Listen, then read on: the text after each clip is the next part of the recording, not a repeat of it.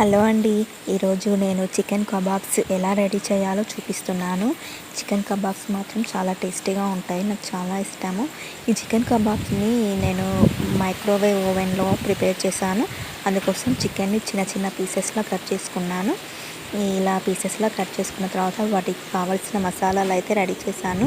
అందులో chilli powder, ధనియా powder, garam masala, ఇంకా కొంచెం పసుపు, ఉప్పు, కారం యాడ్ చేశాను. ఇవన్నీ యాడ్ చేసి బాగా మిక్స్ చేశాను. కొంచెం పెప్పర్ పౌడర్ అయితే ఎక్కువనే యాడ్ చేశాను, ఎందుకంటే నేను చిల్లీ పౌడర్ చాలా తక్కువగా యాడ్ చేశాను కాబట్టి. ఇవన్నీ కలిపి యాడ్ చేసిన తర్వాత కొంచెం పెరుగు యాడ్ చేశాను.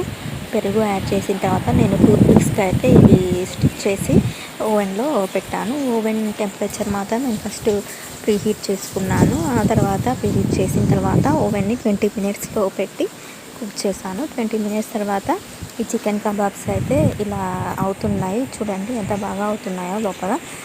తర్వాత 20 మినిట్స్ తర్వాత నేను తీసాక ఇలా రెడీ అయ్యాయి. చూస్తుంటే నాకు మాత్రం అప్పుడే తినాలనిపిస్తుంది. చూడండి ఎంత టేస్టీగా ఉన్నాయో.